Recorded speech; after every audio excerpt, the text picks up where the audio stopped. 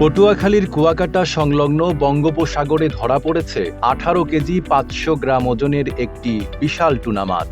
25 বছর ধরে মাছ ধরার পেশায় থাকা জেলে ছাত্তার মাঝির জালে ধরা পড়ে এই মাছটি।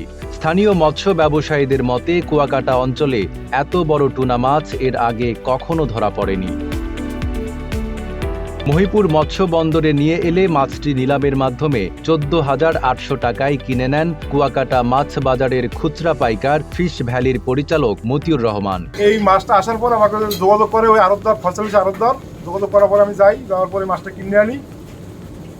ওখানে ওপেন নিলাম হয়, ওপেন নিলামে এটা কেজি হচ্ছে 800 টাকা। এটার দাম আসছে 14,800 টাকা। টোটাল মাছটার একটা মাছের দাম আসছে, নিয়ে আসছি ফিশ ভ্যালিতে। এখন বিক্রি করার জন্য আমি দোকানে মাছ রাখছি। 250-টিরও বেশি ডিজাইন অপশন নিয়ে ওয়ালটন স্মার্ট ফ্রিজ, বোঝে আপনার প্রয়োজন।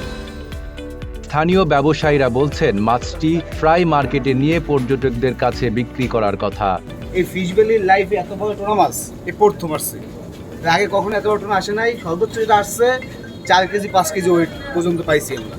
কিন্তু এই 18 কেজি 500 গ্রামের টুনা মাছ ফিশ ভ্যালি লাইফে এই প্রথমবার আসছে এবং এটাই প্রথম। স্থানীয় মৎস্য বিভাগের কর্মকর্তারা বলছেন এ ধরনের বড় মাছ ধরা পড়া সামুদ্রিক মৎস্য ব্যবসায় সম্ভাবনা আরও বাড়িয়ে তুলবে।